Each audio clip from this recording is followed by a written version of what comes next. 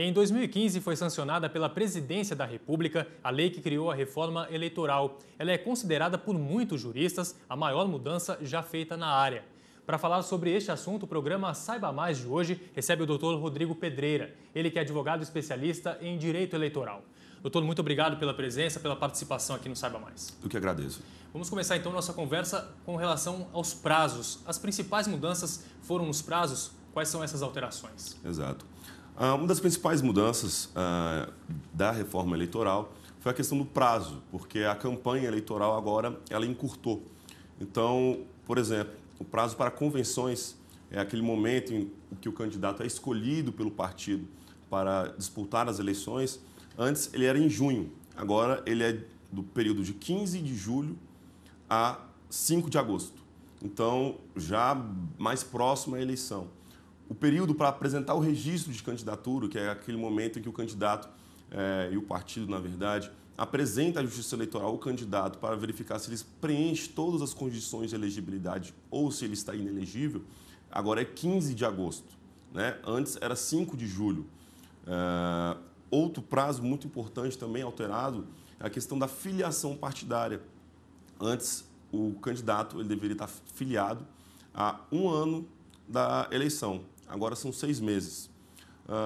No entanto, o partido político tem que constar do estatuto dele essa alteração de período de filiação para que o candidato, então, possa concorrer. Se existir no estatuto partidário que o prazo de filiação são de 6 meses, então essa condição está plenamente satisfeita pelo candidato. Certo. É uma alteração que causou insatisfação em partidos políticos e algumas pessoas satisfação é a questão da propaganda eleitoral.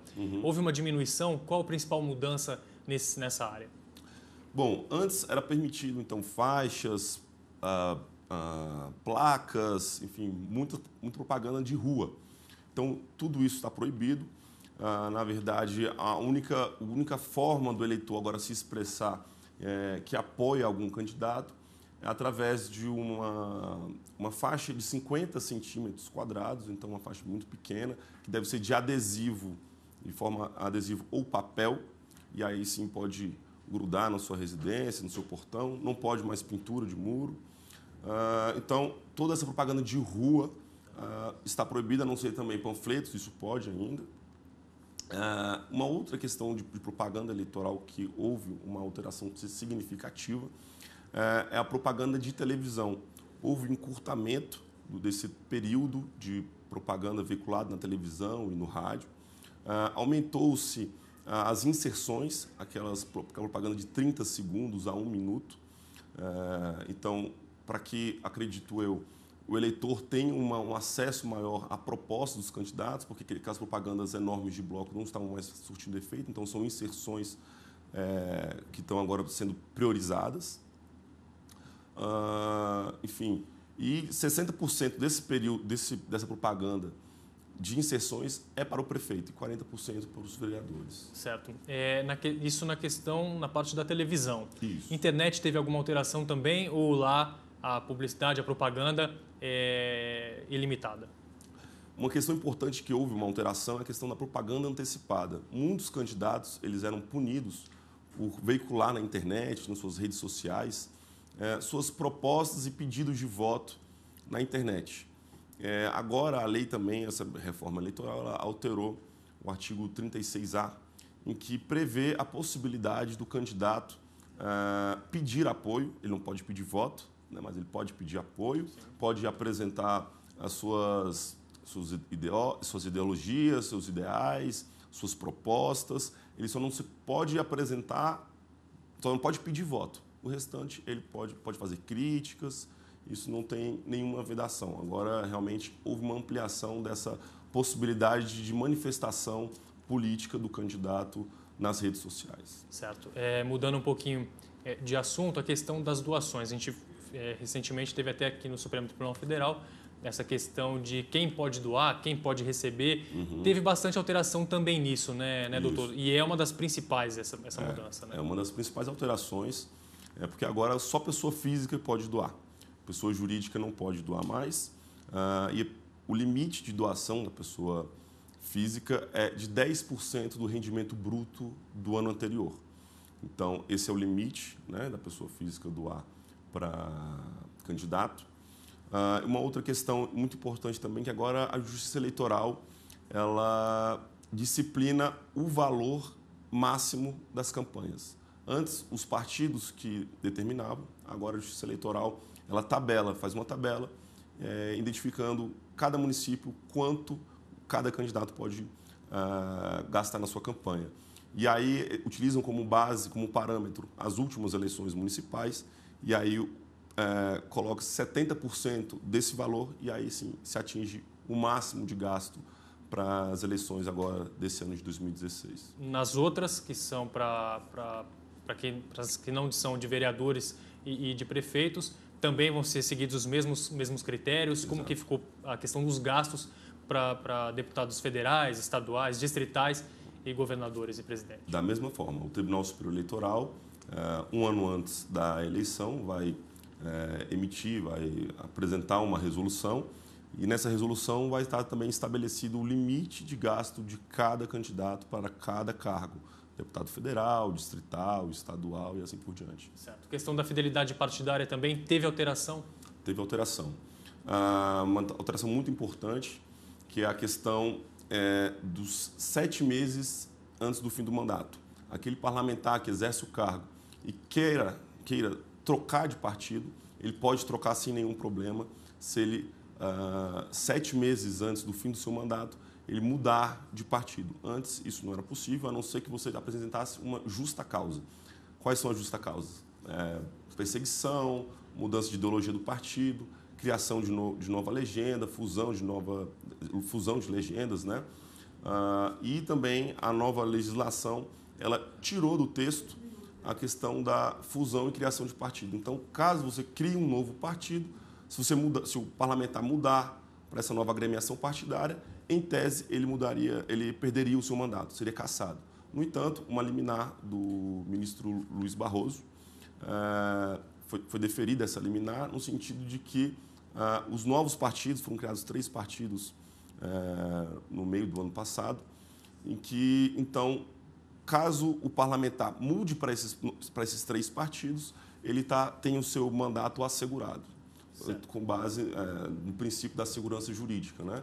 Para que não tenha nenhuma mudança abrupta ali perto das eleições, né? Certo. Um tema que vem dividindo bastante opinião nos últimos tempos é a questão da eleição por proporcionalidade, a questão das legendas. Isso foi mantido também? Vai seguir o mesmo padrão que já era das eleições anteriores? A questão do partido ter um número determinado de votos e ele conseguir puxar outros candidatos que não foram tão bem votados quanto outros candidatos? Houve alteração significativa também com relação a essa questão, e também, inclusive, número de candidatos, a forma de eleição também de cada candidato. Agora, tem uma porcentagem que cada candidato deve obter para que seja eleito. Tem que ter 10% do quociente partidário, do quociente eleitoral, na verdade. Ele tem que ter 10%. Caso ele não tenha alcançado esses 10%, aí ele não pode, mesmo que seja puxado, vamos dizer assim, ele não pode assumir. Então, não houve ali uma mudança tão drástica, mas essa mudança já é um primeiro passo. Tá. Isso que a gente debateu até agora, a questão das eleições comuns a cada 4 anos. Isso. Nas extemporâneas. Extemporâneas são aquelas fora do prazo, quando acontece alguma situação. Teve mudança considerável também? Houve uma mudança muito importante, porque de tempos em tempos a Justiça Eleitoral é chamada a atuar principalmente em municípios, quando o prefeito é cassado, né, junto com o seu vice, e aí então são realizadas novas eleições.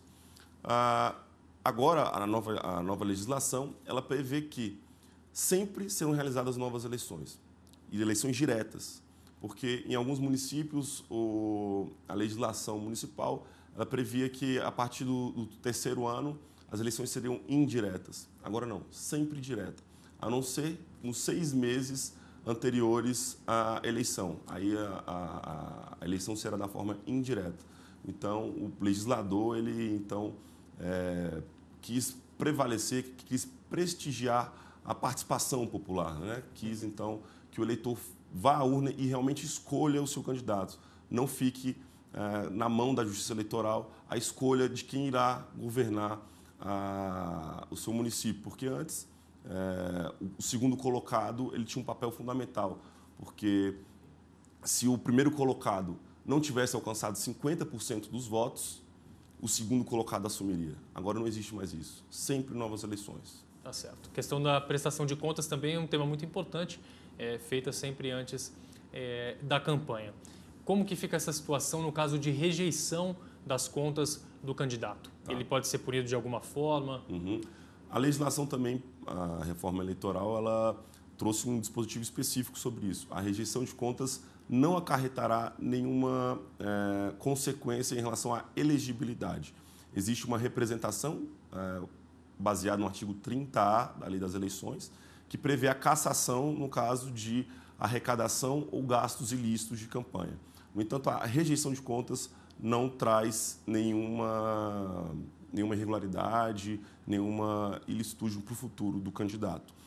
No entanto, a legislação, a reforma eleitoral, ela trouxe também uma modificação importante, que o candidato, ele vai poder, 90% mais ou menos dos candidatos, eles vão poder apresentar à Justiça Eleitoral as suas contas da forma simplificada, que é aquela em que o candidato gastou até R$20 mil e pode apresentar perante a Justiça Eleitoral as suas contas, todos os seus gastos, toda a sua arrecadação, sem precisar de um intermediário, vamos dizer, um contador. Então, de uma forma simplificada, o próprio candidato apresenta ali o que ele gerenciou durante a sua campanha eleitoral. Certo. Acho que o ponto, se não o mais importante, um dos mais importantes, que é uma novidade, é a questão do voto impresso. Como que ficou essa situação? A gente sabe que criou uma divergência muito grande, pessoas a favor, pessoas contra. No fim das contas, doutor, vai ter voto impresso a partir das próximas eleições ou não vai? Tá. No primeiro momento, houve o veto, né, da Presidente da República sobre o argumento de que haveria um gasto exagerado com relação ao voto impresso, porque, enfim, tem que trocar todas as urnas, tem um gerenciamento muito complicado, complexo, para você armazenar as novas urnas, enfim, existem diversos gastos, né, que seriam realizados caso o voto impresso fosse implementado. Então, houve inicialmente o veto.